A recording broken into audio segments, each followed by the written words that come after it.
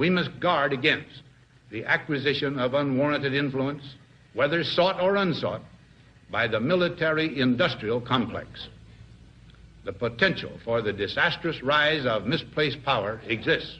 They all come out with intelligence, which is truth, but then they always tack on the same endings to it, which throws you off into outer space, which is counterintelligence as far as I view it. That's my opinion, right?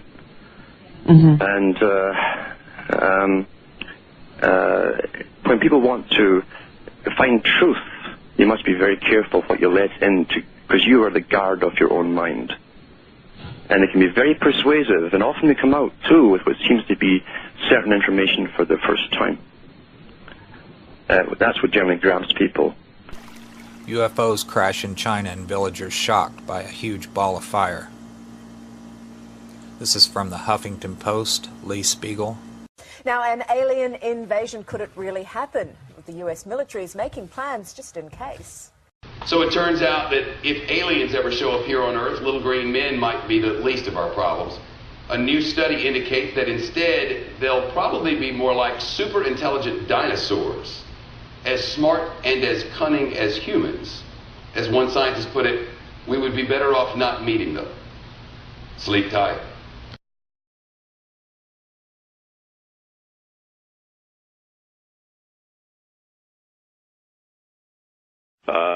The Star Nations kept their side of the agreement. They're honorable people and operate from very high metaphysical and spiritual principles.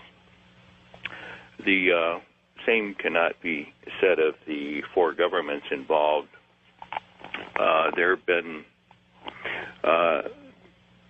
firings on Star Visitor craft from time to time, and one of the counselors said to me that the humans say, well, it was a mistake or a misidentification or human error. We didn't mean to do it, but of course these happened and did. One of them was even captured by astronauts who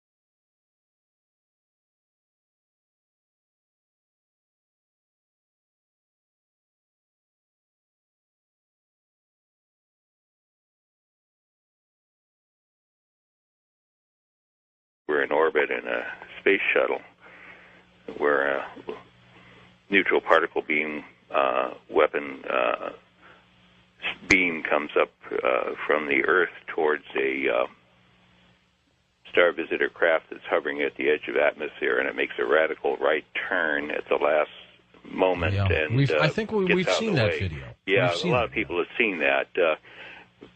That's just documentation that the deal was violated and that they've continued to fire on them. There, of course, have been various reports of downed UFOs since the 60s, and those were no accidents. It was deliberate shootings because these cabal-type folks want to grab these vehicles and tear them apart and back engineer them and find out what makes them tick and take that technology and reproduce it so that they can have advanced weapon systems to rule the world with.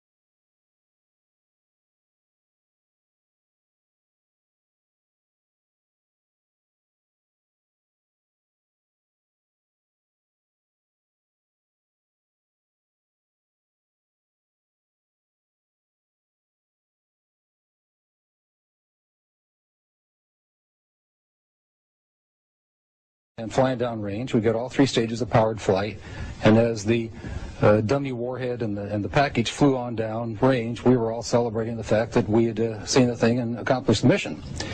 When I got back to the base with the film the next day, I was called into the office of Major Florence J. Mansman, and there were 3 people in gray suits standing in there. There was a 16-millimeter camera and a screen set up. Major Mansman said, "Lieutenant, sit down and watch this." And he turned down the lights, turned on the camera, on the projector, and the film came on. And I recognized it as the film that we'd shot at Big Sur the previous day. Toward the end of the flight, I was looking at Major Mansman saying, "Pretty good stuff, huh, sir?" And suddenly he said, "Just watch this." And as I watched, the warhead, the dummy warhead, the chaff that was put out in front of it as a decoy to deflect the Russian anti-missile tracking radar, everything was flying along, and suddenly, in the same direction this stuff was flying at about 8,000 miles an hour, the object came into the frame, shot a beam of light at the warhead, flew up to the top, shot another beam of light at the warhead, flew around the direction it was flying, shot another beam of light at the warhead, flew down, shot another beam of light at the warhead, and flew out the same way it came in. Well, I don't see it. Why didn't you see this when you were shooting it? Well, it was 600 to 800 miles away from us. Oh, I got you. They confiscated. Well, first of all, the Major Mansman said to me, "What was that? Were you guys screwing around up there?" I said, "No, sir." And he said, "Then tell me what that was." And I said, "We got a UFO." And he said, "Lieutenant, you are never to speak of this again. As far as you're concerned, this didn't happen." Hold on, guys. I'll be right back. I got to take a break. Okay. It's the weight of the evidence, and it's like J. Allen Hynek, who is the Air Force Blue Book guy. He said, look, he says, it's an embarrassment of riches. We have so much material. We have so much information. But if you take for one case that we have in the Disclosure Project, and that's a man who was the senior guy at the FAA, and they were tracking this object over Alaska, and it was at one point in the sky, and in one sweep of the radar, it would be 40, 50 miles away, moving completely non-linearly, not like an airplane. And we have the radar tape, we have the pilot report, we have all the evidence from the airline and the government. And this whistleblower who came forward, John Callahan, he said, "I'm one of the senior officials in the government that not only have the evidence, but was part of a cover-up to keep the American people ignorant about it." And 2 men he identified as officers from Wright-Patterson Air Force Base brought him a model, an impression of a lower jawbone. They wanted a working model made. He was to keep no records, and the mold he created to make the model was broken and thrown in the trash as the Air Force officers left. Smith retrieved the broken mold pieces and put them back together at home, and he made his own model. He said he knew this just wasn't human. Few have ever seen it, and those that have can't identify it. An article in Len Stringfield's new book quotes certified dental technician Bruce Phillips as saying it's not like anything he'd come across in his 20 years in the business. The teeth are flat, no cutting surfaces. The shape of the jaw is different from humans, and the arch is much deeper. If it isn't identifiable as animal or human by people who should know, what is it? Could this finally be the first hard evidence the Air Force was indeed doing tests on alien bodies out at Wright-Pat? Jack Smith says the jawbone model was made in 1979. And if you compare the shape of the jaw in the model with the shape of the jaw in this computer drawing of an alien, it's almost a perfect match. Some sources claim the drawing was part of a government UFO briefing in 1978, same time frame, and was based on photos from Wright-Pat. I'm Abby Martin, and this is Breaking the Set. So it's no secret that the U.S. military has over 5,000 nuclear warheads, enough to eliminate most life on Earth. But it may surprise you how much it costs just to maintain these weapons. Well, a new study from the Center for Non-Proliferation Studies just concluded that over the course of the next 30 years, the U.S. will spend nearly $1 trillion to either keep these weapons operational or modernize them. Because you know the Cold War never really ended. And if there's one thing we need to be spending billions of dollars on, it's mass killing machines. So while this country continues to lag behind in education, income equality, and sustainable energy, at least we can keep the people of the world up at night knowing that the Cold War is alive and well, and we got our nukes locked and loaded.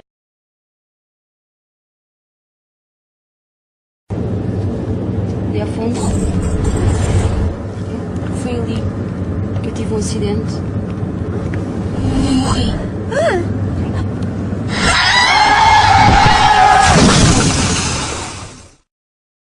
Não sento não.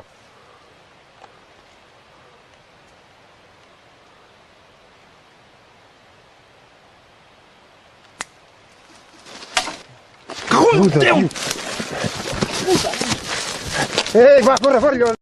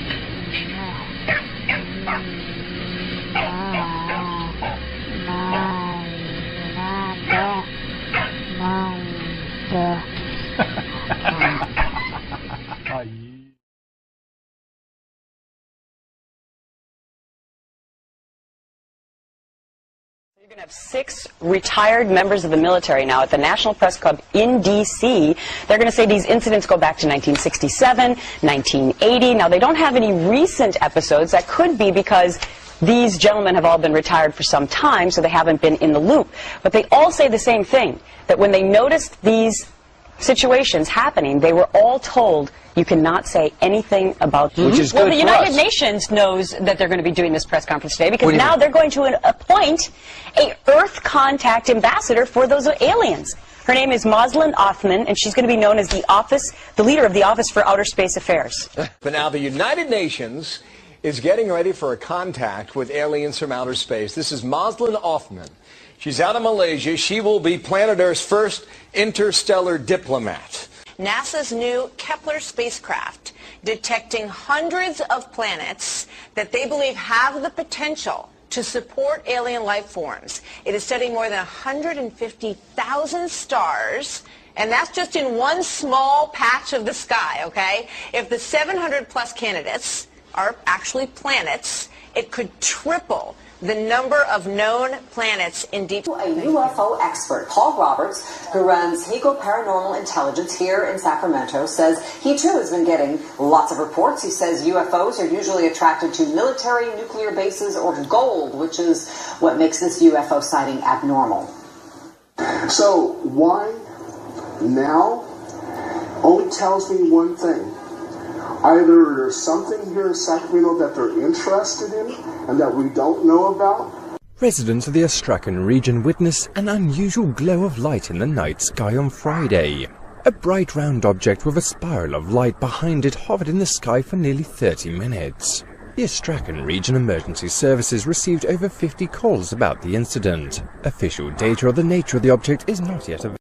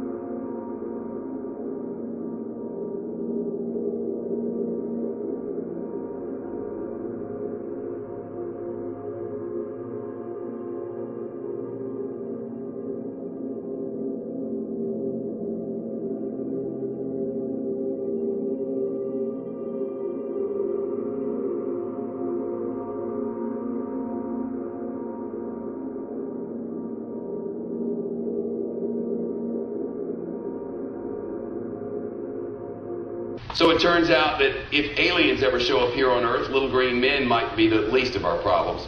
A new study indicates that instead they'll probably be more like super intelligent dinosaurs, as smart and as cunning as humans. As one scientist put it, we would be better off not meeting them. Sleep tight. The reptilian society is very structured, and there is a hierarchy where we have the elite group, which is the white-winged reptilians. They're very tall, actually have icy blue eyes, and very sleek but powerful bodies. And then it works down all the way, 7 levels in at least the Draco Empire, to a workforce or drone-like reptilians, which are quite small, perhaps 3 to 4 feet high, very brown, scaly skin, not very intelligent, basically do what they are told. In between, you have a military class, you have a spiritual or religious leaders that are very much like we would have bishops and cardinals and popes. They also have an intellectual caste, and then a general mass of people. For all intents and purposes, if you really wanted to know what the Draco Empire hierarchy was like, just look at the Hindu caste system, which was based on that. If you read about Hindu legend and even anything in East Asia, it talks about the Naga, which were the 7-headed reptilians, which came ashore in Asia after their continent sank in the Pacific, and is spoken about in all of the Asian, Southern Asian, and East Asian legends and histories.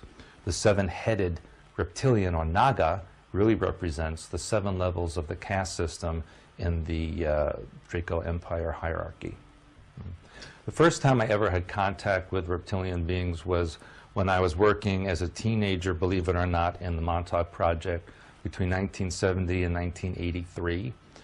They were what I would consider to be of the military or warrior class, very large, powerful, mean-looking, scary-looking, and you're 13, 14 years old and you see an 8 or 9 foot tall creature with fangs and green and yellow eyes coming at you. It's very scary.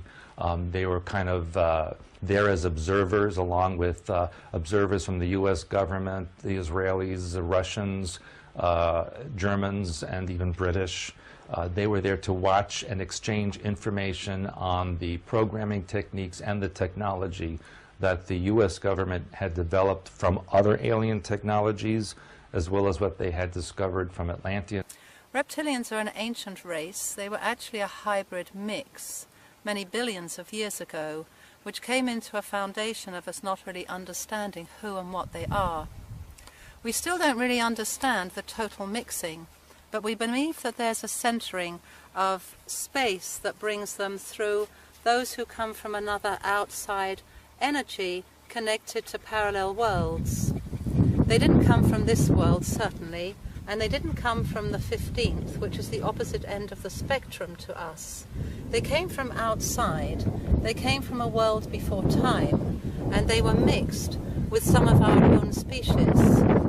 We can't deny them as human beings because they also have light orbs as we do, but they have unfortunately taken a lot of our stolen gold and created a set of hybrid human beings that seem to be very responsible for a lot of the downfall of our worlds and a downfall of quite a lot of the worlds of our friends.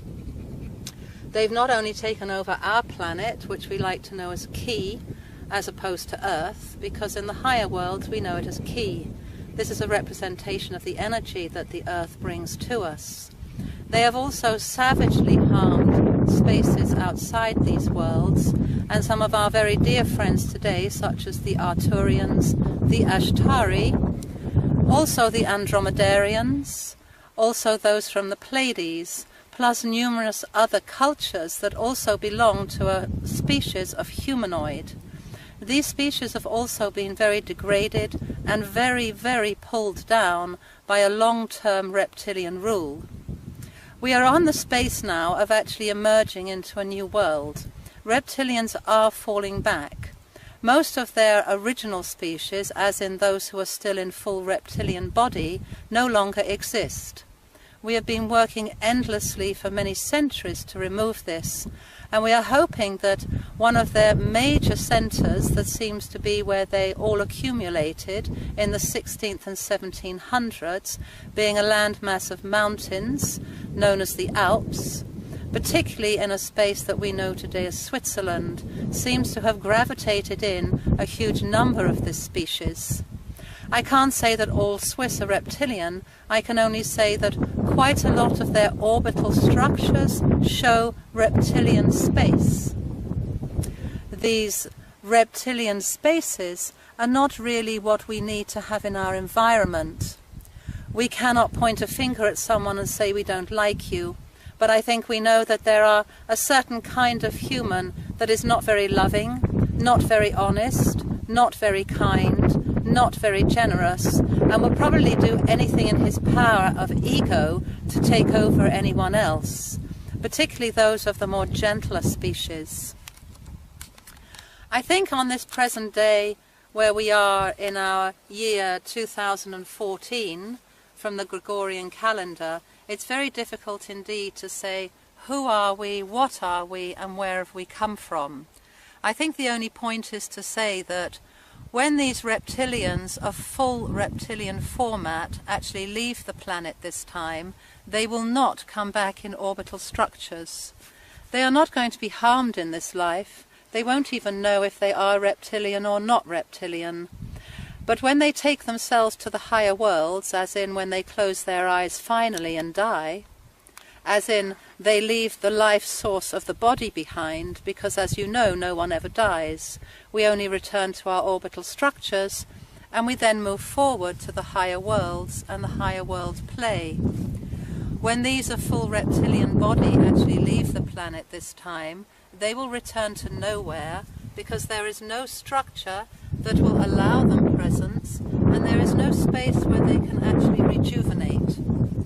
So as from the 25th of March 2014, I would like to say that we are extraordinarily hopeful that we will eventually close the door on what has been taking place amongst our worlds for billions upon billions upon billions of years, which in fact only took a total governorship of our worlds around the 1930s, 1940s, when the experiment of how many reptilians could actually be squeezed into mountain regions actually took place. Many reptilians have been on our planet for many thousands of years. They have been very much governed by those who prefer to rule by using warfare, as opposed to those who would rather form a governorship of hearts who belong to servitude for the people. I think we're all very aware these days that our governments don't really serve us, but they are serving someone else. And I think that's somebody else who seems to really enjoy taking our gold out of our bank vaults. I do believe that this gold is sent on ships, as in spaceships, to the higher worlds. And I do believe that this gold is then handed over to reptilian species who actually then recreate light orbs to be quite a devastating space that are then brought down into our communities as human beings. Sadly, this has been going on for a long time, and sadly, we have no way of telling totally who is who and what is what. The only thing I can say is, I don't think they can move any more of these light orbs into our space. I don't believe when they leave our space they can rejuvenate anywhere, and I do believe that we have some exceptionally amazing brothers of other species, as in our dear Arcturian brothers, who do have quite a few spaceships on the dark side of the moon. I also believe that there is a ship that the American government has talked about as being a comet. I don't think it's a comet, I think it's an Arcturian warship, and I think they are surveying us and hoping us the best of luck with our removal of reptilians. They have also undergone a shocking experience with their own islands, islands being their own planets. We wish them love, hope and harmony, as we wish every species who desires reptilian-free governorship in hope and the presence of bringing a peaceful world into harmony for all times. Thank you.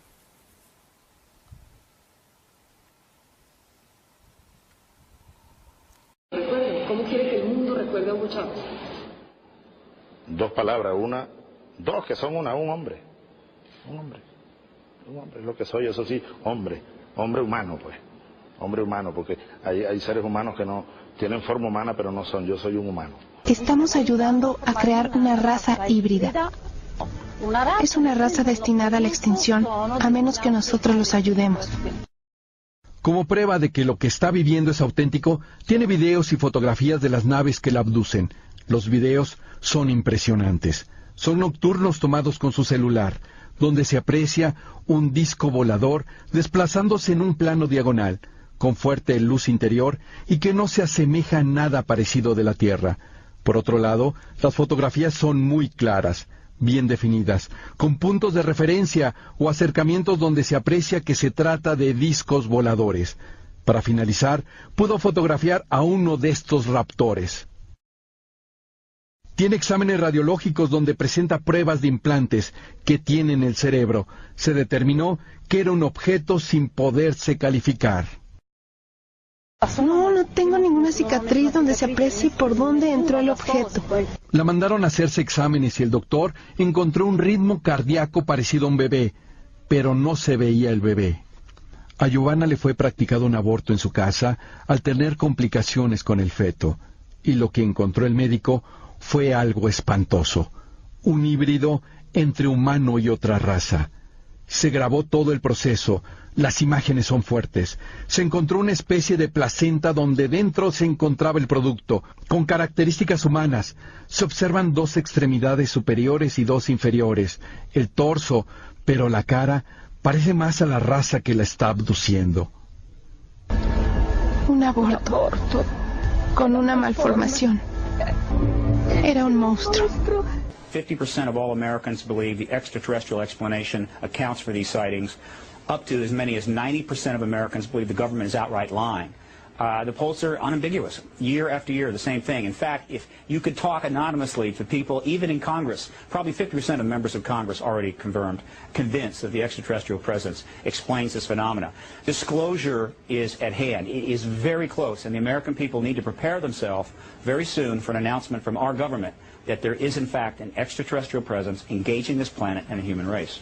As UFO videographers and investigators around the world continue to document that strange, unidentified craft are navigating in our skies, as well as in outer space, the mass public and even former U.S. presidents appear convinced that UFOs are real. Is it an above top secret truth that extraterrestrials are observing us from their technologically advanced spaceships?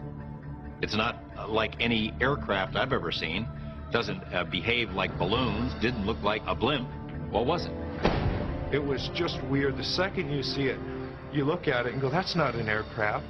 What is that? While many people still believe that a flying saucer from beyond Earth crashed near Roswell, New Mexico in 1947, the United States Air Force still officially denies it with what they call their final report. In it, they conclude there was no UFO crash, and every eyewitness account of an alien body was actually a crash test dummy used in high-altitude parachute drops. I don't think the Americans should believe anything that our government says about Roswell. How could we? They denied that it existed for so long, then it was a weather balloon, now it's a super-secret weather balloon. Who knows what it'll be next week? It is no coincidence that some of the past American commander-in-chiefs seem very interested in UFOs. Before he was president, Jimmy Carter witnessed the flight of a UFO and even reported it to authorities. Subsequent presidents also expressed their concern about visitors from outer space. I occasionally think how quickly our differences worldwide would vanish if we were facing an alien threat from outside this world. Interestingly, after he left the White House, Ronald Reagan confirmed he saw what he believed was an alien craft when he was governor of California from his plane and asked his pilot to follow it until it shot off into space. And when Bill Clinton was president, he publicly stated, quote, "As far as I know, an alien spacecraft did not crash in Roswell, New Mexico in 1947. If the U.S. Air Force did recover any alien bodies, they didn't tell me about it either, and I want to know." In the 2008 U.S. presidential election, some candidates seemed very open to the possibility that UFOs exist, and one came forward with his own tale of a close encounter. As our current exploration of Mars continues with NASA rovers, perhaps one day NASA cameras will roll up to this ever-controversial structure known as the face on Mars, which many believe was created by an advanced ET civilization. Maybe when the mystery of this monument and nearby pyramid structures is solved, we will be closer to proving that alien life does in fact exist, even on planets so close to ours. But those who've chronicled the UFO evidence most to date think the ultimate proof will come from everyday people pointing cameras to the sky. We, the people, are going to prove that this is truth. Not the scientists, not the authorities, not the military. We, hundreds or thousands of people with our cameras in our hands, are going to be able to produce the evidence that is going to be seen around the world and is going to prove that this is real.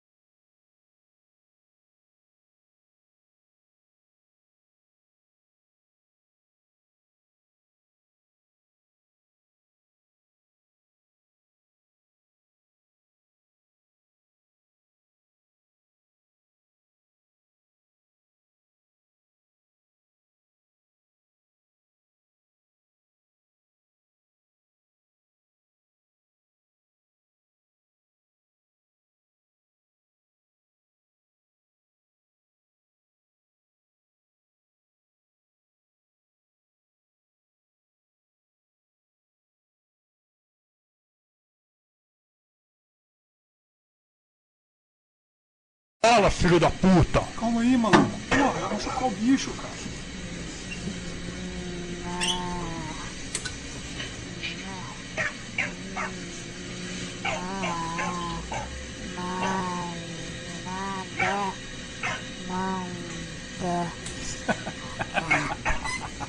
Aí, não falei que ele ia falar, ó. Main types: alien type 1, the greys. Of this type there are several subtypes. All tend to appear grayish in color and for this reason are referred to as greys. Gray type: this is the type most commonly referred to as the greys, also known as Zeta Reticuli from the Zeta Reticulon star system, the Bernard star neighboring the Orion area. They function in a mode that is apparently military in nature with a rigidly defined social structure that holds science and conquering worlds to be the prime movers. They are normally about 4.5 feet tall with large heads and black, wraparound eyes. They have limited facial features, slit mouth and no nose to speak of. There seem to be two main social classes. One is the more hawkish and is more abrupt, crude and blunt. The more dove-like ones are more refined and capable of a more business-like behavior towards humans, and prefer to use more diplomatic behavior to gain control over humans. This type of gray is what I believe is being referred to as the orange class of grays. They seem to be emotionless by human standards and therefore are seen as cruel in their treatment of human beings. They are able to take human lives without any regard for that individual. They apparently can use certain substances of the human body for their sustenance and therefore appear to be carnivorous in regards to humans. I also read that they extract fluid from some part of the human brain during intense emotional response fear and are able to use it like a recreational drug. It is my understanding that these greys are actually servants to a master race of reptilian-type aliens and are trying to prepare the Earth for their arrival by gaining control over the Earth through many means. They tend to enjoy the feeling of freedom they have on Earth, away from their masters, and would desire the help of humans in confrontations with the reptilians. Which appears to be a consideration for the near future mid-90s. These greys have their best known bases in New Mexico and Nevada, but are also known to have bases in many countries of the world. Grey type B tall greys from Orion, usually about 7 to 8 feet tall. Reports often exaggerate their height as being 9 to 12 feet, with facial features somewhat similar to grey type A with the exception of the large nose found on type B greys. These greys also have technologies that allow them to perform certain actions that appear miraculous. These greys are less viscous towards humans than type A greys but are still considered hostile. They tend to influence more through political controls and negotiated agreements with those in power. Their main bases seem to be in the Aleutian Islands. These are the type seen not long ago in eastern Russia. Grey type C. These are the shortest of the greys and tend to be about 3.5 feet tall. Their facial features are very similar to the Zeta Reticuli greys and are of the same root race. They are just as hostile to humans as the Zetas. They are from a star system near the shoulder of Orion called Bellatrix. Alien type to the reptilians, a genetics akin to rectals. These are highly advanced entities but viewed as being of a negative, hostile or dangerous disposition since they regard humans as a totally inferior race. They would perceive us much the way we would perceive a herd of cattle. They are carnivorous in regard to humans. There is supposedly a driven planetoid or asteroid inhabited by 30 million of these lizard folk that is to enter our solar system in the mid-90s if the present schedule is kept. They consider Earth to be their own ancient outpost and would expect to have complete control of the entire planet upon their return. Their own planet is becoming unable to adequately support life and they need somewhere else to live. These are the aliens who are served by the type A greys. Alien type 3 human type aliens. Human type these are of a genetic base similar to humans of Earth. They appear of normal height 5-6 foot and tend to be fair-skinned with blonde hair. These entities have been abducted by the greys or are the offspring of abductees and have been trained by the greys as servants. These entities are totally subservient to the greys. Human type D. These are aliens of similar genetics to Earth humans and also, it seems, of the humans that serve the greys. During some abduction projects, twins either identical or fraternal are induced in a female subject. During the first trimester, one of the fetuses is removed. It is then grown to maturity by group A. Abductees will meet their twins during some abductions. Very limited contact has been made by these humans. Group C. Genetically modified Earth-born humans. These humans are comprised of two classes and should not be confused with Group D greys. Class W workers. This class is the smallest in physical stature. They are described as approximately 3.5 feet in height, large head and eyes, pale white in complexion. These workers were created by Group A through genetic modification of Earth human fetuses. Their function is to perform menial tasks requiring limited reasoning abilities. In mental capacity, they are equivalent to a 5-year-old child. Class T technicians. These humans are basically the same as Class W. They are slightly larger, at approximately 4.5 feet in height. Their complexion is tan or yellowish. Their reasoning and deductive abilities are higher. This allows them to perform more complex operations. They are often seen operating ship controls and in transport activities. Both classes W and T are telepathically camouflaged to appear as greys to abductees. This is done to conceal the true nature of Group C. It is felt that perception of Group A maintaining a human slave population would hinder future contact efforts. This point will undoubtedly be a source of much heated debate in the near future. Group D greys. Of the 6 groups discussed in this paper, the greys appear to represent the only non-human contingent. The following data should be considered tentative at best. Height is approximately 5.5 feet. The head is large, eyes large, black and very slanted. Skin color is dark gray and non-porous. All data so far indicates that they may be a cetacean-based life form. On Earth, this comprises the species of whales and dolphins. Descriptions of gray skin color and texture closely match that of dolphins. The stare and stun effects approximate that performed by dolphins on potential enemies, such as sharks and barracuda. Human and dolphin fetuses are nearly identical, up to a certain development stage. Group E human/grey. So here's some Swiss money. Here you got the DNA helix on it. The old 10 francs shows the Nibiru system. There's some good videos about it on the internet, on YouTube. But I wanted to show you this here. Here's the octagon pillars, as I just showed you on the video. There they are, 8 pieces. That has a meaning. This is octagon. And here it shows a grey. Some aliens, look at it. The Swiss reptilians. I mean, these are no humans, look at it. These are Swiss reptilians, the Nazis, who financed Adolf Hitler, gave Red Cross passes to the worst mass murderers you can imagine. There, it's a grey. It even is grey. Okay, this is, and they are standing in the octagon. Look at it. So this is Switzerland, the home of the Nazis and the center of hatred against humanity. Oh, okay. I don't believe you.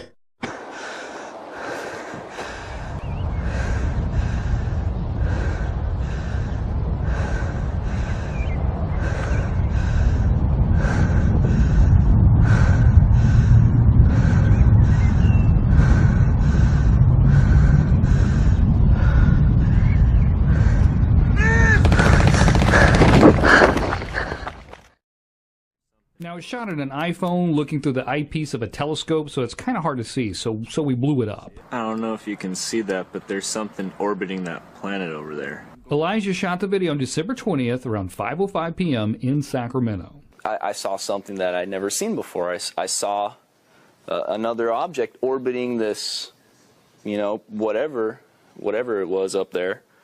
And I've never seen anything like that before. He thought it was a little strange, so he put his phone down, called his nephew, picked up the phone, and shot this second video. Oh my God, it blew up. What the? Something just blew. Once again, it's his camera phone shot through a telescope lens, so we zoomed in and we slowed it down. As soon as I put the camera to the telescope, it just blew up. And I didn't know what to say. I don't blame him. It certainly looks suspiciously like an explosion. So I sent the video off to Dr. Stephen Moran. He's the guy that wrote Astrophysics for Dummies. He said, Cody, I don't recognize the explosion as an astronomical phenomenon. I'm not sure what that means. Well, whatever it was almost never seen by Elijah or anybody else. Not because it's a tiny speck in a big old empty sky, but because of Craigslist. You almost got rid of that like what, a week before? Almost got rid of it a week before. I was trying to sell it on Craigslist, and I was getting offers. And, man, you know what? At this time, you know, I'm glad I didn't sell it. Aliens. Cody said he contacted a Vatican expert about the explosion and was told it could be some sort of light refraction. Could be. Who knows? Or aliens. Or aliens, yeah, that's a possibility.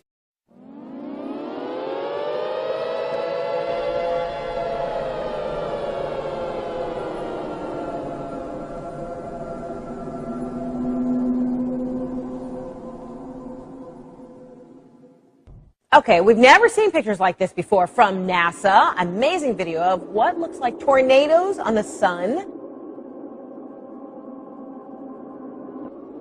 Signs in the heavens and the earth. And what we're seeing is that these events continue, one after another. There's been a lot of buzz over the last few weeks about strange sounds being heard in the atmosphere. People around the world and here at home have reported hearing some bizarre noises. Some strange noises heard around the world the last few weeks, from Arizona to England and right next door in Manitoba, all showing folks alarmed by what sounds like a noise straight out of a science fiction flick.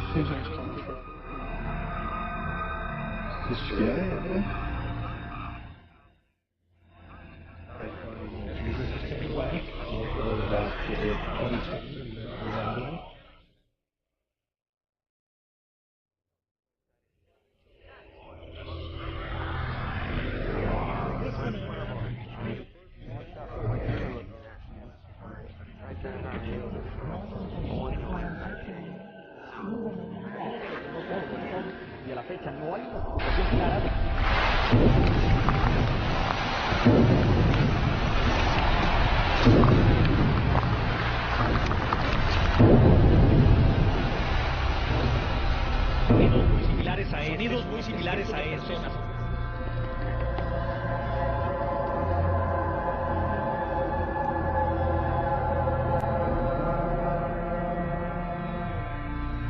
I've never seen this before. Are you doing video? I have never seen this before, and I'm doing video. That's Can correct. we please send it to James Spann and the Weather Channel? That we are in the birth bank. Something is going on. We are in unprecedented, uncharted waters.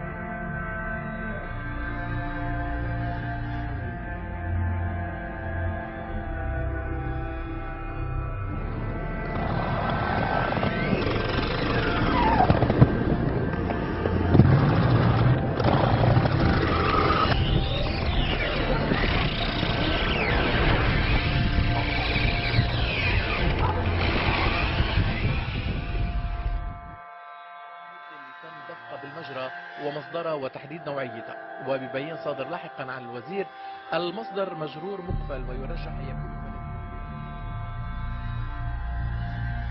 A terrible mystery gripping the world right now.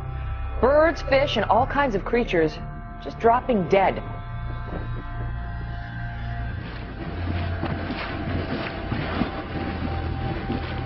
For the second year on New Year's Eve, birds are falling from the sky in Beebe. A mystery in Beebe, Arkansas. Birds falling dead from the sky on New Year's Eve for the second year in a row. Wildlife officials say no one knows how these dolphins died, but hundreds have been found on beaches in Chiclayo, Peru. At least 260 dolphins washed ashore across a roughly 60-mile stretch of beach. Officials aren't sure what happened to them. An event like this is particularly unusual because dolphins aren't normally found in these seas. everywhere you look, you see the carcass of a dead turtle. Small turtles, large turtles, dozens of them, dead and scattered along the banks of Smith Lake. The birds just started falling from the sky. This is really weird. Hundreds of birds literally just dropped from the sky and then landed on I-95, bringing traffic there to a crawl. But earlier today, a lot of confusion and concern when birds which were flying in the sky started to crash to the pavement. There were hundreds of them. Never ever in my life have I seen anything like this. Crazy. Totally crazy. Never seen it. I travel this all the time. But I haven't heard of anything locally like that, ever. Birds, fish, and all kinds of creatures just dropping dead. Couldn't figure out what the heck happened. Never seen anything like it.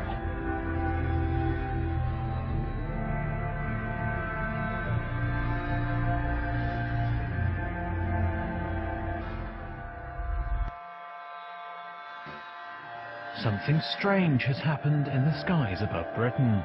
Police throughout Scotland and the north of England received calls of a bright light streaking across the sky on Saturday night.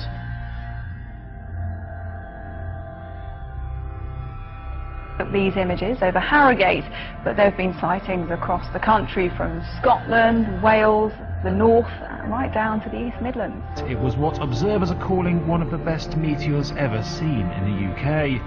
The object was seen as far south as Devon and may have landed in the English Channel. Dozens of viewers have said they've seen a massive bright light in the sky in the last few hours, with most claiming it was a meteor.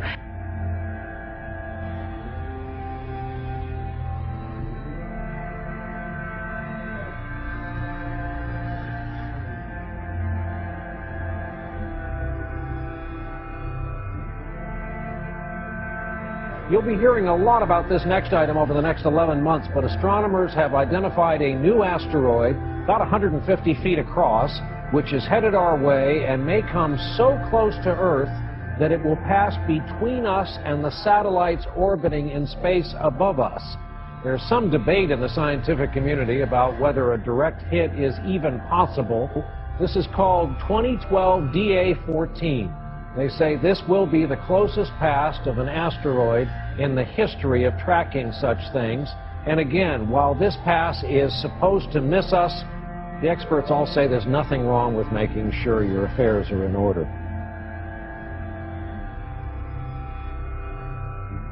So should we be nervous about this whole thing? Well, this is a serious story because the latest round of solar flares captured in this incredible video. Take a look at this. It's from NASA overnight. The burst that you're seeing there, charged particles erupting off the surface of the sun. And we saw an even bigger solar flare Tuesday night. Right now, all of those particles are racing toward the Earth, as you said, about 4 million miles per hour. And it's growing as it gets closer to us. On top of that, the problems will arise when the flares reach the Earth's magnetic field, apparently. That's when we could see mass power. It's like a cloud of birds, but a giant cloud. It's really creepy. It's kind of like, is the world coming to an end here or something? I mean, it's scary. The whole sky will fill up with black birds. But it's crazy. It's scary, ain't it? How many do you think? Like a million. It's like we're being held hostage. Held hostage in maybe a 3-mile radius by blackbirds. When it comes down, it sounds like rain coming down. I mean, literally, from inside of our apartment, you think that it's raining outside. What a sight this is. Thousands of dolphins swarm a whale watching boat off the coast of Orange County. You're looking at hundreds upon hundreds of dolphins breaching out of the water. The unusual spectacle was caught on tape.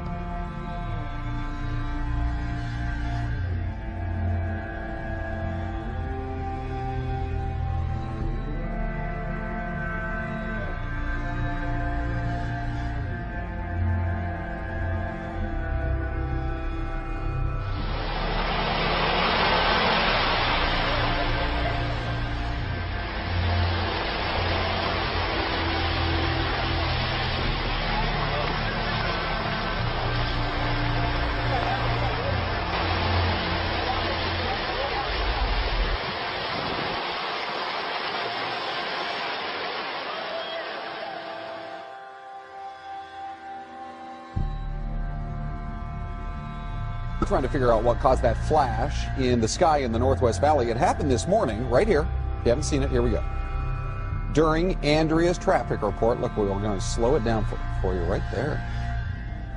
Look in the background. Looks like some kind of very bright light, almost like it was an explosion or something. Our first thought was maybe a transformer. But we checked with APS and SRP. They said they haven't had any trouble. We haven't had any reports of any explosions either. Here it is one more time for you in slow-mo. So it is still a mystery.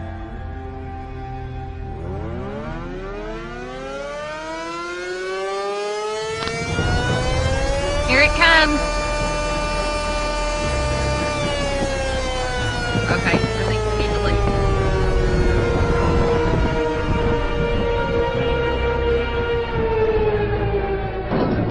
Take it away from us, Lord. Take it, Lord. Take it, Lord. Take it away from us, Jesus. Holy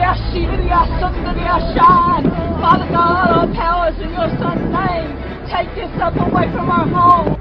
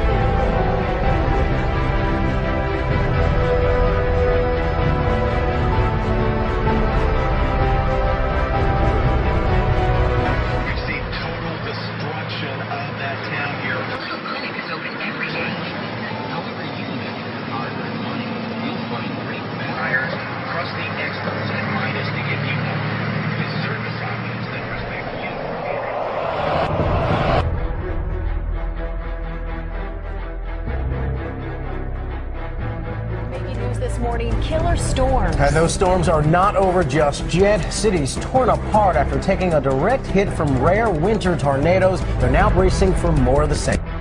Among the places hardest hit, Harrisburg, Illinois. 175-mile-an-hour winds, 2 football fields wide, left people dead. Homes were shredded, a strip mall flattened, entire buildings knocked off their foundations. It's just unreal. It's like a war zone.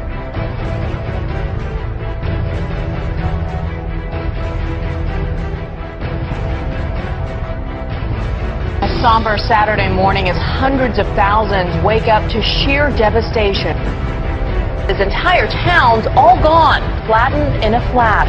This massive storm spawned more tornadoes in one day than we usually see in an entire month. Here's what we know right now. At least 29 people dead. This is the second round of killer tornadoes just this week. 95 tornadoes ripped through yesterday. If those are all confirmed reports, this would be the greatest tornado day, one-day event in March for all history.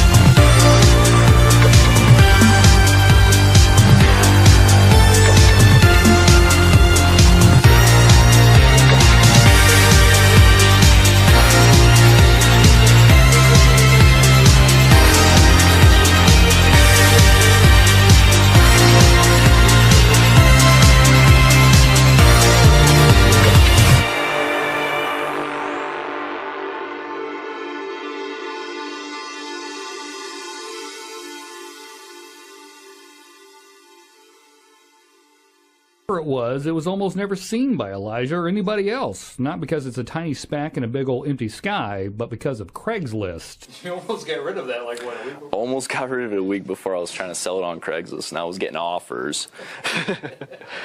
And man, you know what? At this time, you know, I'm glad I didn't sell it. Aliens. Cody said he contacted a Vatican expert about the explosion and was told it could be some sort of light refraction. Could be. Who knows? Or aliens. Or aliens, yeah, that's a possibility. 33 News Morning Edition. The time is 6:26. Okay, so you know how we ask you to send in your pics so we can put them in our newscast?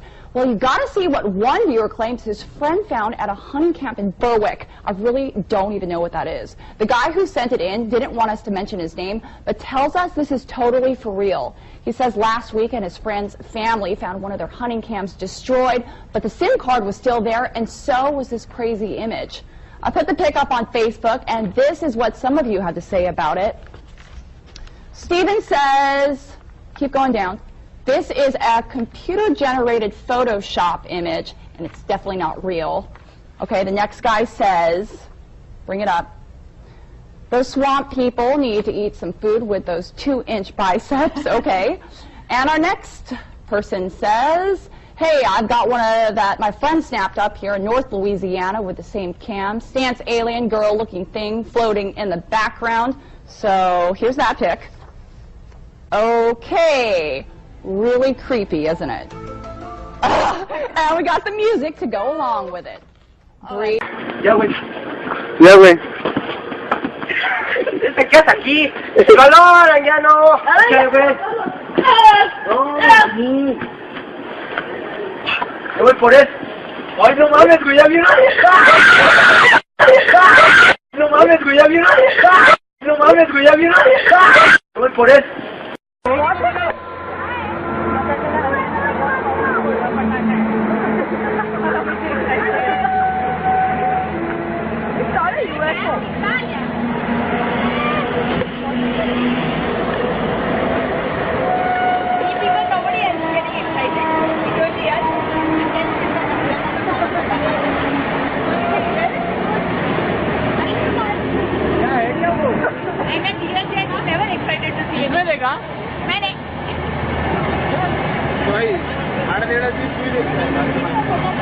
वो जगह से आगे नहीं आ रहा है वो जगह से आगे नहीं हो रहा वीडियो है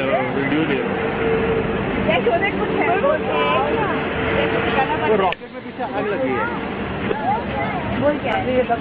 रॉकेट में आग लगी है वो क्या है आसमान में अजूबा वो क्या है आसमान में अजूबा क्या जूम करके आदमी का फोटो ले रहे हैं क्या जूम करके आदमी का फोटो ले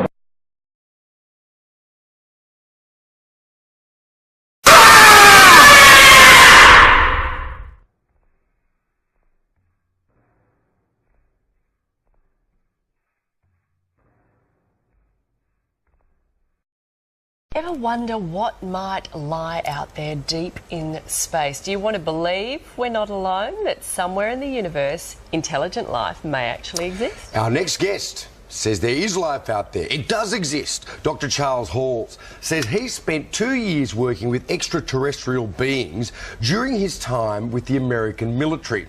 He claims the US military has actually been in contact with alien species for years.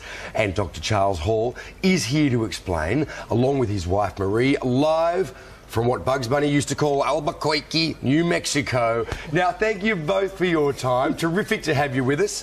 Firstly, Charles, can you tell us your story of how you managed to come into contact with these beings as you worked with the military?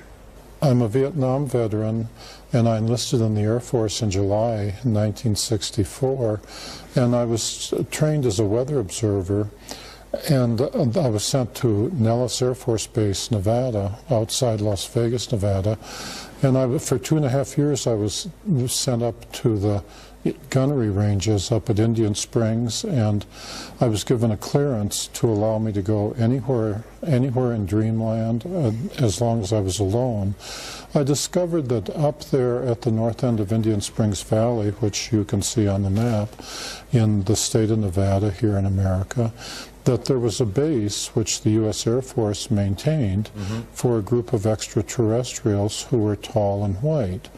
And I, as the duty weather observer, was allowed to go up there, or they were allowed to come down to where I was.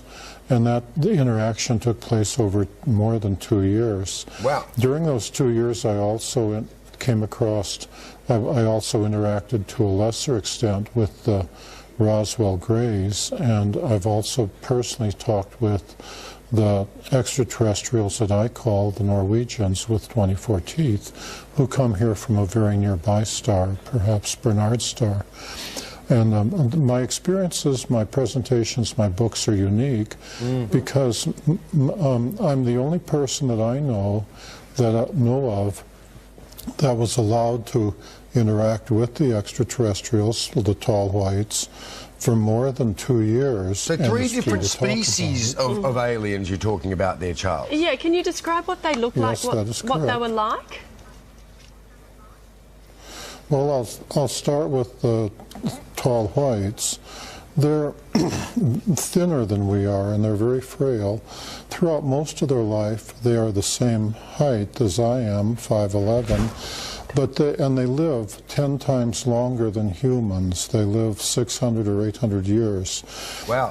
But they don't age the way we do. When they get to be equivalent to a human of about 40 years, that means when they're about 400 years, they start growing again instead of aging as humans. Right. And then they go, and this continues, and so that by the time they get to be 600 or 800 years old, they're very tall, 8.5, 9, or 10 feet tall.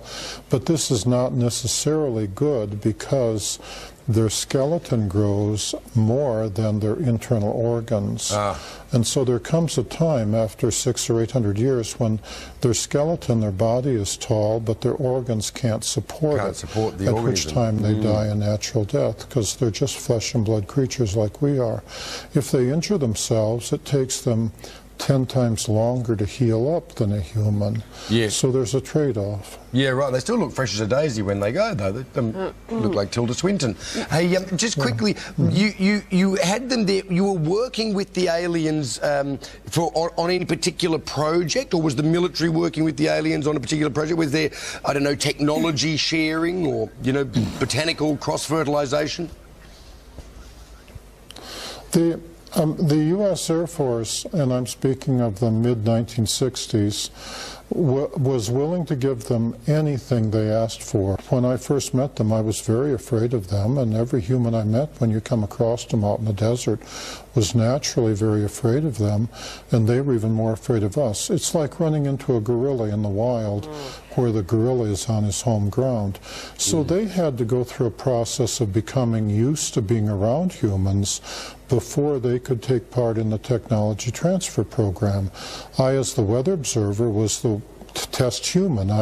As an enlisted man, I was expendable, you know. Sure. I was the one they send out to. Where's the weather guy?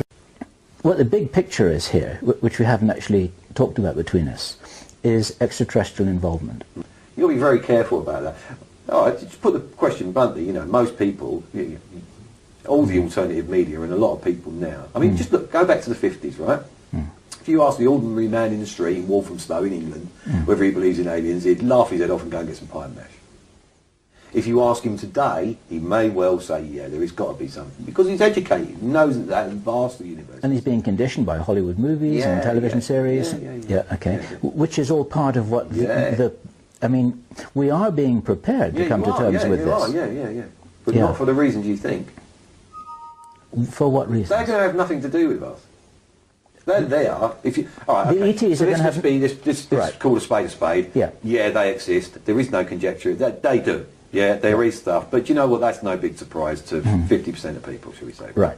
But that number's gone up, hasn't it? You know, more and more people realise. You know, more important. You know, NASA have got more and more slapdash about, and cannot because of the very thing they've created, the media monster behind trying to get money for the space race. Yes. Is still there from the 60s. Yes. And people, there is a lot of people that are very interested in it. And so because of that, cameras are on the shuttle. And because of the internet and various people that are clever with the internet, Mr. McKinnon and people like that, who I know very well. Did you know Gary McKinnon? I'll tell you a story about him later on. Off record? Yeah. That's a shame. Okay. All right. We're talking about cameras on the shuttle and people who are clever with computers. What I'm trying to say is you can't, there's so many now. Yes. You can't keep your lid on everything. You're saying it's impossible to hide the reality. And there's a certain piece of video that is quite prevalent on the internet of a circular thing rolling behind a tether. Yes, I know that one. That's factual. Yes. A couple of miles across, but it's not a ship, and things aren't what you think they are out there. You should regard space more as an ocean. Okay. Yeah. We've got no right to turn around and say intelligent or unintelligent, you know, because then what you're doing, you're comparing things to your intellect, aren't you? Okay. And how can you compare that to a human? Are you stating this as a fact? Absolutely. A fact. And what you're talking about here is you're talking about large living beings, like big kind of... And small. And small living beings. Look at it this way, if you've got a shark swimming through the ocean, he's got fish swimming all around him most of the time, picking up morsels, servicing him, and he doesn't eat them. They go right in his mouth. Yes, yes, yes. And come out, you know, that's a natural thing, yeah? Yeah. Is it so far-fetched for you to understand that that could be the situation out there? Okay. But at the same time, there are some, what we could regard as metallic craft, things that you could call spacecraft. Right. As well. Yeah. Right. But, tell you what, I've got an axe to grind here, so let me grind my axe. Right? You do that. Okay, so here you are, you're an alien, yeah, you're on the other side of the universe, right, for instance, yeah? You're in Orion, yeah? You're that far away, yeah? You're in your ship and you're flying all the way here. And you cross intergalactic space in a fantastic piece of machinery, yeah? And you get and then you crash in Nevada. Right. Rubbish! Okay. Rubbish! You're shot down. Okay. That's what happened to you. Yes. Because you didn't think that there was any kind of particle weapon or kinetic weapon that could do that. Yes. Well, you wasn't prepared because it was the first time you came. Yes. That was, it was got something to do with radar, wasn't it? They discovered that radar would actually do this. Yeah. Am I right? Well, it was quite an aggressive... It wasn't an accident. Okay. I've got you. So you're saying that the so-called crashes weren't crashes, they're actually offensive actions which were discovered... And I ask you to understand that because you don't cross intergalactic space and then crash in Nevada, do you? I understand that. You see, that's my axe there, so sorry, go on. I've got you, that's fine. So you're saying that initially there was a way of bringing the craft down that was discovered by accident, and then it was, more or less, and then it was fairly quickly... It was a deliberate attempt. Utilised. Amazing that it worked. Yes, right. And then when it did, So it's a lucky hit, and then they started to get focused about it. Yeah, well, they realised that it could be done, and then went down the avenue of trying to figure out how they done it and what actually did cause it, and they needed to look at the thing that they brought down to do that. Yes. And then they educated them, so they became much better at it. Yes, because then you got the Americans mainly, I guess. Was it only the Americans? Did this happen in every country? No, let's drop the borders and the nationalities. Okay. So then you got people who are pretty smart, who got their hands on this ET technology, and that was never part of the setup. That was never part of the plan, was it? No. It was never part of the plan. No. Okay. And what kind of problems has that caused? Well, you know what we're like. It's not caused... They want to go. We're going to be the visitors. So that's what the selection's about. Okay, it's about creating a sort of space crew or a and remember, new... it's second hand, so. I understand that. A new breed of humanity who will be well equipped to go off into the cosmos like the Crusaders. Yeah. Yeah, like the Crusaders. Like the Crusaders. And it's like So it's like you've got the spirit of the Crusaders and you give them extraterrestrial technology to move with. There you go. And then... And are any of us in any doubt that we're going to start planet hopping within the next century? Mm-hmm. Are you actually in any doubt with the technologies available now? Because we're doing it with robots. Personally, I'm in no doubt at all that we've got a Mars base. Oh, right, okay.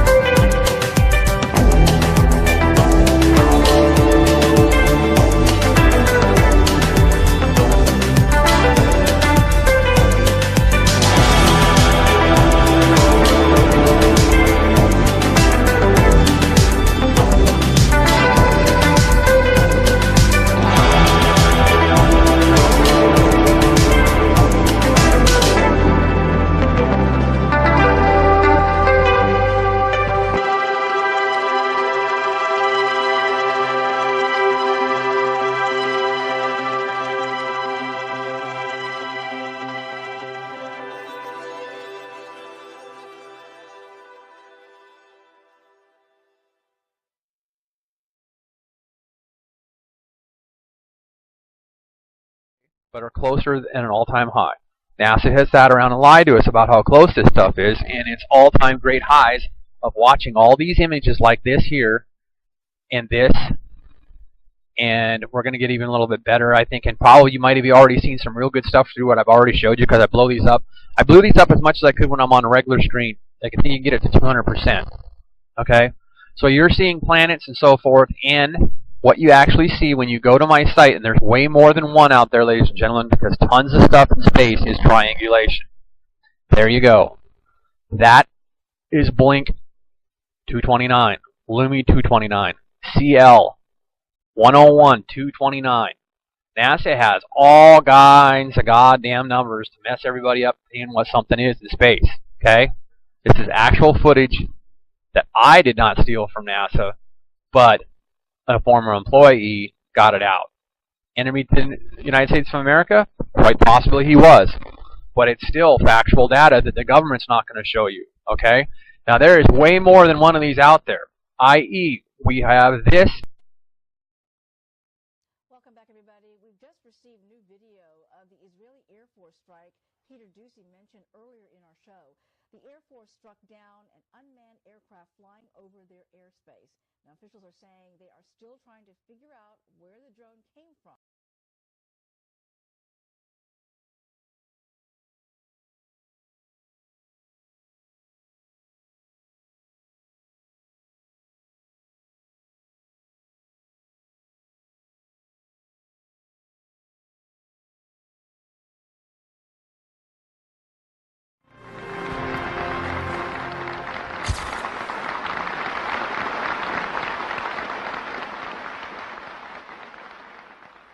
A part of that plan, of course, is to induce the gradual surrender of American sovereignty, piece by piece and step by step, to various international organizations, of which the United Nations is the outstanding but far from the only example.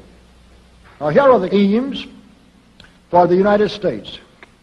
1, greatly expanded government spending for every conceivable means of getting rid of ever larger sums of American money as wastefully as possible.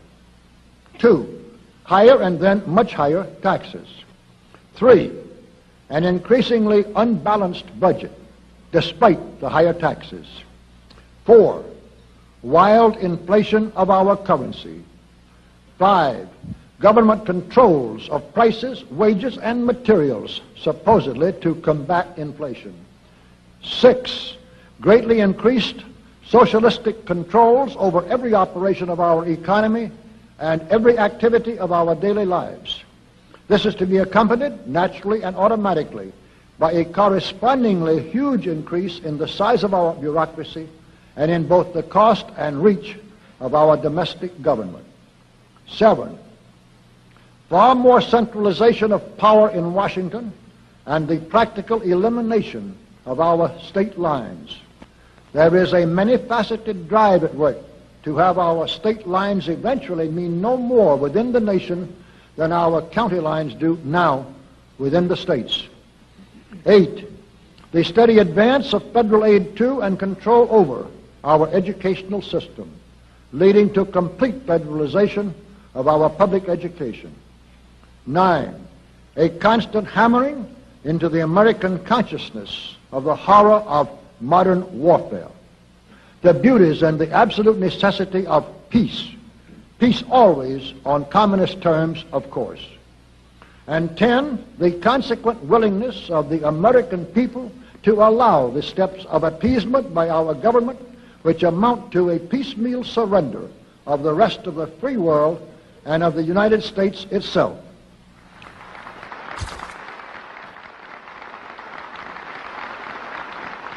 So brush the insider's dust out of your eyes, my friends, and the communist soap suds out of your brain, and ask yourselves in all honesty, what on earth is wrong with the United States simply minding its own business?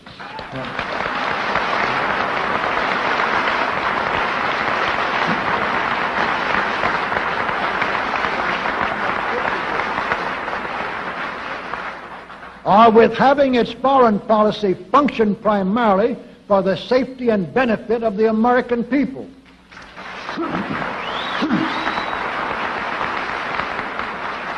Which is exactly what we had done for the first 140 years of our existence as a nation, to the incredible advantage of ourselves and everybody else.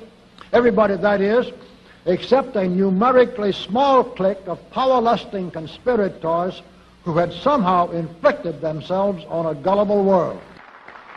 While we turn to a very brief summarization of what we hope the John Birch Society will help and even sometimes lead the American people to accomplish during the next 15 years.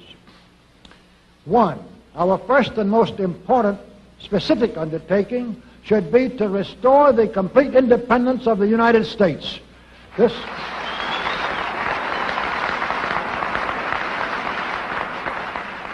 This includes our resolution to get us out of the United Nations and get the United Nations out of the United States.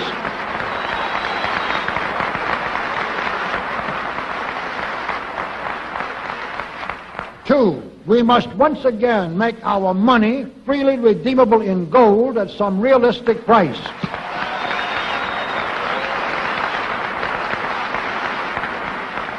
And we must take all practicable legislative steps to prevent a recurrence of the enormous thievery and other subversive crimes that have been perpetrated on the American people through a contrived inflation by every president from Franklin Roosevelt through Richard Nixon. Three, we should reduce the number of government bureaus, of government civilian employees, and the whole quantity of government by at least 50%.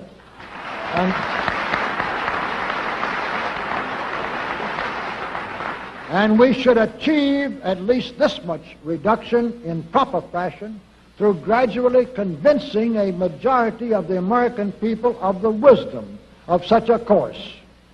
Four, we should withdraw all American troops from every spot on earth that is not American soil, except when and where such troops may be required as decided by Congress to protect American lives and property from criminal vandalism.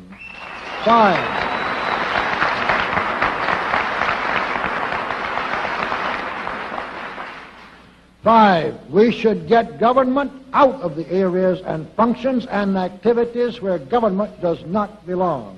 Again, all steps to this end should be taken gradually, but nevertheless just as rapidly as enough of the American people can be persuaded to support such progress. Any such achievement will require a truly massive educational force, but that's exactly what we hope to build during the next 15 years.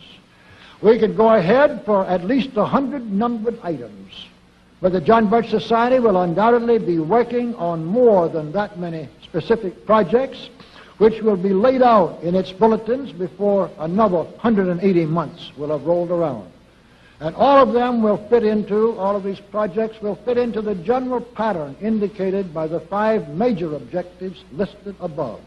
So let's really wind up this marathon monologue with one final thought.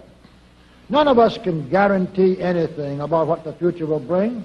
Your speaker knows what a job we have before us to rid our country of the scourge of communism within the next few years, and then to go ahead on our constructive program so well that 15 years from now we shall already be entering an era of far less government, of a much sounder sense of responsibility, and, with God's help, of a better world. But I sincerely believe that it can be done, and this much I know, that every man and woman in this audience should leave here tonight feeling in his or her own mind and heart that it can and must be done, then it surely will be.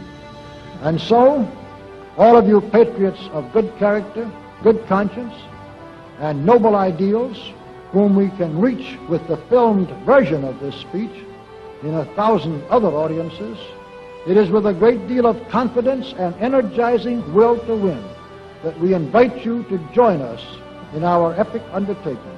While to all of you great, wonderful friends in this present audience, I certainly extend my very deep thanks indeed for so much patience and attention. Thank you and good night.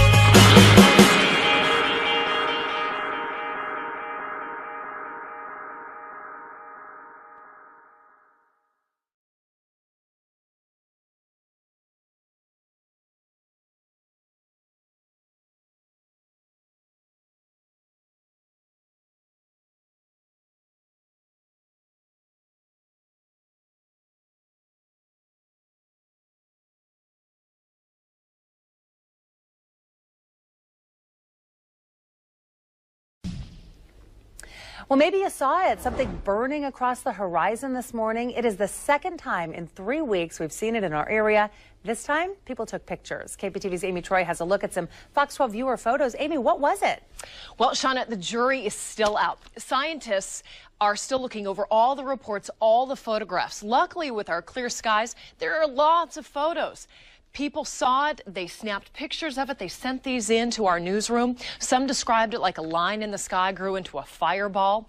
Now, a pilot described it as contrails left behind a jet. We talked with an astronomer at OMSI. He says there are great pictures, but no reports of a sonic boom, and that's key. He says when a fireball, a piece of an asteroid, enters our atmosphere, we hear it, and there are no reports of this so far. And looking at the picture, it looked like that was a fairly good sized chunk. Then the explosion, where's the flash? There hasn't been any reports of any such thing yet. He says we should know what it is in a couple of days. You may remember back on October 30th, many saw a fireball in the sky. That was a meteor entering our atmosphere. It came in over Washington State and then landed in the Pacific Ocean. Reporting live, Amy Troy, the 5 o'clock news.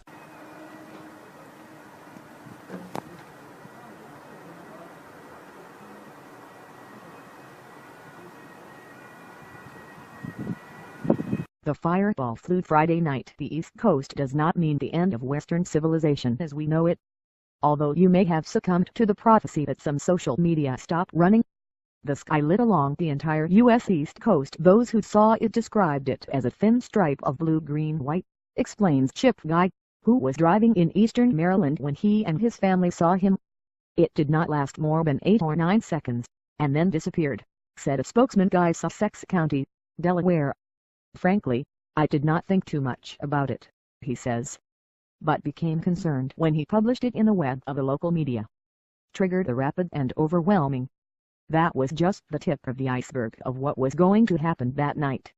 Throughout Friday night, every few seconds a message appeared on Twitter from someone who had seen the meteor. Some of the messages were from the cities of New York and Washington.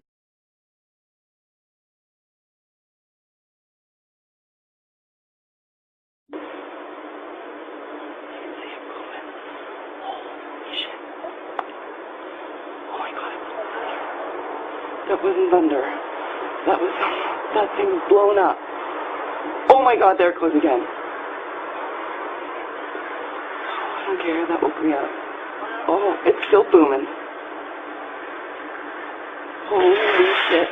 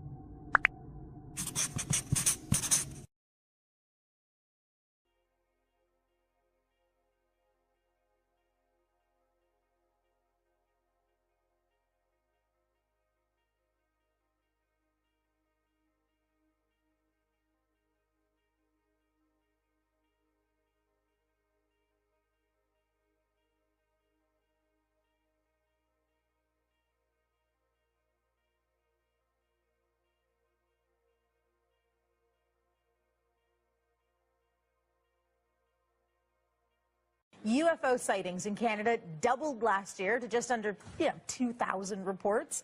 Stephen Putticombe has the details from one place where something strange was spotted. The 2012 UFO survey done out of Winnipeg, Manitoba has a surprising result. There was more sightings than ever before in the history of the survey. There were 1,981 UFO sightings reported in the country last year, about 5 a day. That's more than twice the number of reports in 2011, when there was 986. Now, the number of cases in 2012 completely eclipses all previous records for the highest reports in 1 year, which was 1,004 in 2008. Turns out that it was just a matter of that all the sources seem to reply that they had an increase in the number of UFO reports. So it's something across the board. People in Canada were actually looking up into the sky more often than in the previous year. Ontario had more than 40% of sightings, but that's mainly because their population is so large. In 2012, about 7.5% of all UFO reports were judged to be unexplained. The percentage dropped from 11% the year before. Typical UFO sighting lasted about 15 minutes, and there were all kinds of shapes, sizes, and lights seen in the air, many of which could be explained. But again, 7.5% couldn't be. Now, an alien invasion, could it really happen? The US military is making plans just in case. What are the official plans for contact with extraterrestrials? Will they come in peace or war?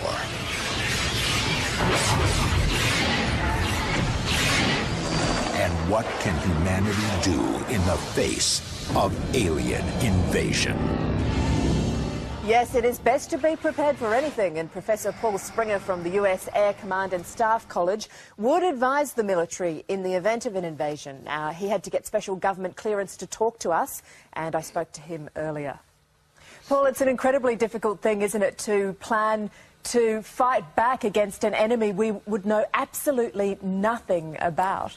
Well, that's absolutely true, but at the same time, we make all kinds of contingency and war plans against enemies that we never expected to face in combat. And so the idea that maybe the enemy will have something technological or doctrinal that we've never foreseen is something that we try to plan for any way that we can. Well, obviously, if we did get invaded, these aliens would be much more technologically advanced than we are because we didn't even know they were there. How would you go about fighting an enemy that was just so infinitely superior in technology? Well, the first thing you'd want to try to do is preserve your forces as best you could. You would want to learn as much about the enemy as possible, and that would mean things like trying to find vulnerabilities, trying to capture technology, but survival is your first priority, because if you send all of your forces into the field and have them destroyed by that superior enemy force, then when you do find a vulnerability, you won't have any opportunity to exploit it. What do you think would be the alien plan? What would they do first? That really depends on why they're here in the first place. If they're here for the extraction of a specific resource, for example, they might want to just eliminate any resistance that might block them from their objective.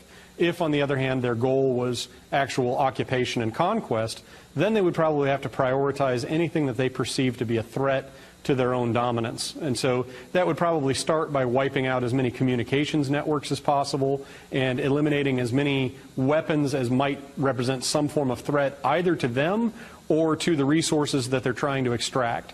So they might very well want to counter every nuclear weapon, not because it represented a threat to them, but because it might destroy whatever they're here to collect. Is this something, this kind of planning, that governments around the world do consider? It is, in the same way that governments do plan for any future potential calamities or conflicts. This is the type of thing that, because it's neutral, you're not provoking a fight or assuming a fight with a country that you might want to maintain a good diplomatic relationship with. If you insert alien in place. 2 years ago, from my research, I'm convinced it's much more serious than that. It's more than a loose-knit network. It is a conspiracy. In 1784, a copy of this document was sent to the illuminist Weishaupt and delegated to foment the French Revolution. Mean the Illuminati was responsible for the French Revolution? Yes, absolutely. The courier was struck dead by lightning as he rode through Ratisbon on his way from Frankfurt to Paris. What about a little divine intervention there, huh? The police found the subversive documents on his body and turned them over to the proper government authorities. After careful study of the plot, the Bavarian government ordered the police to raid Weishaupt's newly organized lodges of the Grand Orient and the homes of some of the most influential associates, including the castle of Baron Bassen-Sonderdorf, Additional evidence thus obtained convinced the authorities that documents were a genuine copy of a conspiracy by which the Synagogue of Satan had controlled the Illuminati at the top, planned to use wars and revolutions to bring about the establishment of one kind or another of a one-world government, the powers of which they intended to usurp as soon as it was established. In 1785, the Bavarian government outlawed the Illuminati and closed the lodges of the Grand Orient. In 1786, they published the details of the conspiracy. The new order of the world, our enterprise is now a success. He said these blind slaves say they are free and highly educated, even as they march behind, notice this word, signs. Have you ever taken time to analyze a sign or a billboard or a logo?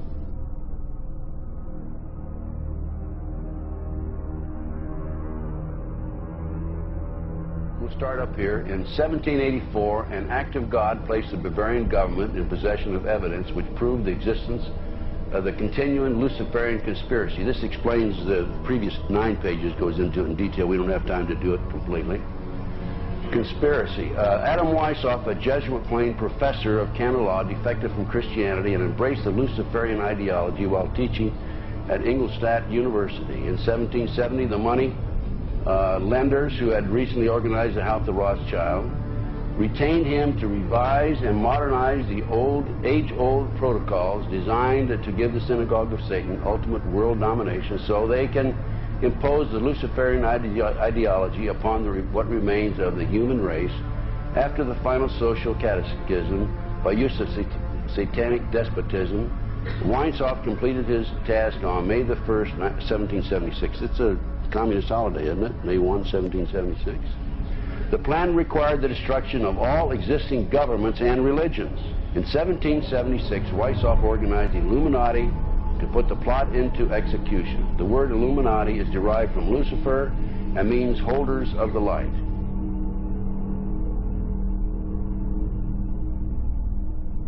Weishaupt's revised plan required his Illuminati to do the following things to help them accomplish their purpose. 1.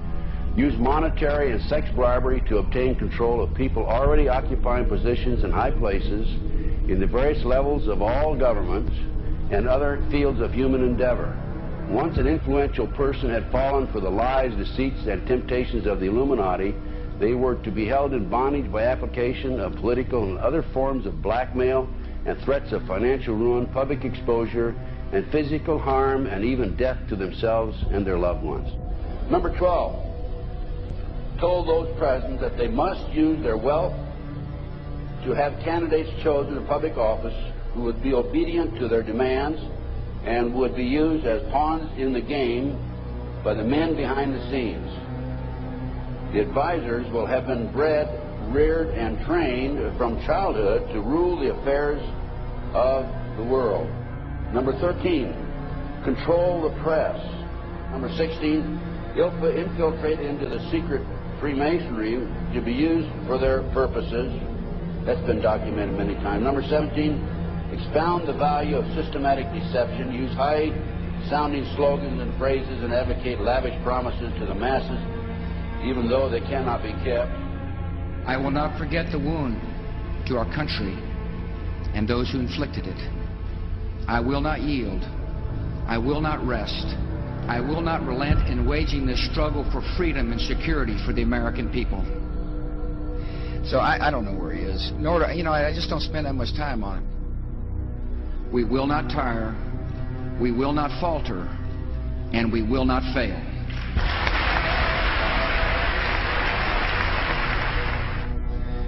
Terror is bigger than one person. And I remember he was telling me how you're going to see soldiers looking in caves for people in Afghanistan and Pakistan and all these places, and there's going to be this war on terror, of which there's no real enemy. Who knows if he's hiding in some cave or not? We hadn't heard from him in a long time. Operation Northwoods, the plan called for innocent people to be shot on American streets. This is the Pentagon for boats carrying refugees fleeing Cuba to be sunk on the high seas, for a wave of violent terrorism to be launched in Washington, D.C., Miami, and elsewhere. People would be framed for bombings they did not commit. Planes would be hijacked using phony evidence, all of which would be blamed on Castro to justify an invasion of Cuba 40 years ago. An aircraft at Elgin Air Force Base would be painted and numbered as an exact duplicate for a civil registered aircraft belonging to a CIA proprietary organization in the Miami area. At a designate time, the duplicate would be substituted for the actual civil aircraft and would be loaded with selected passengers, all boarded under carefully prepared aliases. The actual registered aircraft would be converted into a drone, remote controlled plane, their word for it. Takeoff times of the drone aircraft and the actual aircraft would be scheduled to allow a rendezvous south of Florida. I mean, he's been tested unlike any other president. This 9/11.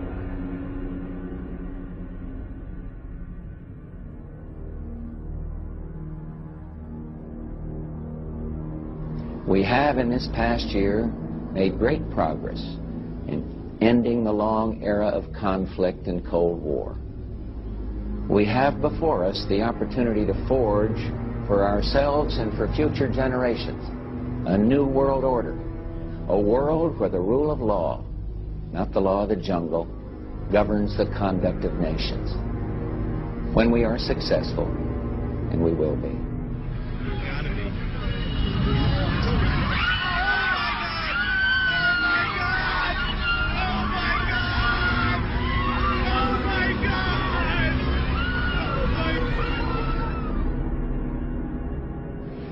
He argued that the use of any and all means to reach their final goal was justified on the grounds that the ruler who governed by the moral code was not a skilled politician because he left himself vulnerable and is in unsuitable position to his throne. He said, those who wish to rule must have recourse to cunning and to make-believe because great national qualities like frankness and honesty are vices in politics. Fellow citizens will meet violence with patient justice, assured of the rightness of our cause, and confident of the victories to come. In all that lies before us, may God grant us wisdom, and may He watch over the United States of America.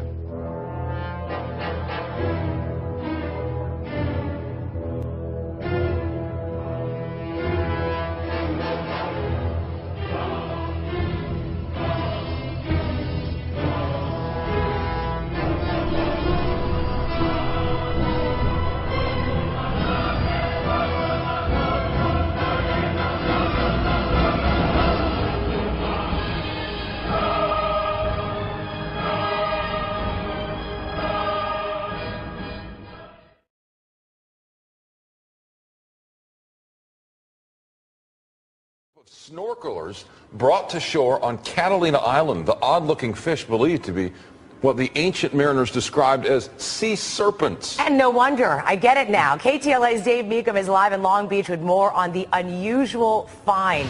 Incredible. Hi, Dave. Incredible. What a sight, huh? I can look at that picture forever. We're talking the mighty oarfish, and for the crew and others on the schooner over there, Avalon based next to the riverboat, what a surprise. This one's 18 feet long. It took 25 of us to pick it up. It's a once-in-a-lifetime opportunity. Rare and mysterious, that's not overselling it, as oarfish are largely uncharted territory for scientists. Jasmine Santana of the Catalina Island Marine Institute made the discovery of the recently deceased oarfish on Sunday at a depth of about 15 feet on the island's Toyon Bay. One of her counterparts from the Avalon-based Tole Moore was there and spoke with us via Skype from Catalina. She was snorkeling, sees this giant fish on the bottom of the ocean, swims down, grabs it by the tail, and swims it to the beach. It was awesome. There were people sprinting to go and see this fish. Louisiana State University's Dr. Mark Benfield, a marine biologist, shared this rare video with KTLA. It was shot in the Gulf of Mexico a couple years back. It is one of a kind, as the giant oarfish spends most of its time slithering through the ocean's deepest depths, beneath tropical waters and is rarely seen at the surface. Back in 1996, a group of Navy SEALs found a 23-footer. In the councils of government, we must guard against the acquisition of unwarranted influence, whether sought or unsought, by the military-industrial complex. The potential for the disastrous rise of misplaced power exists and will persist.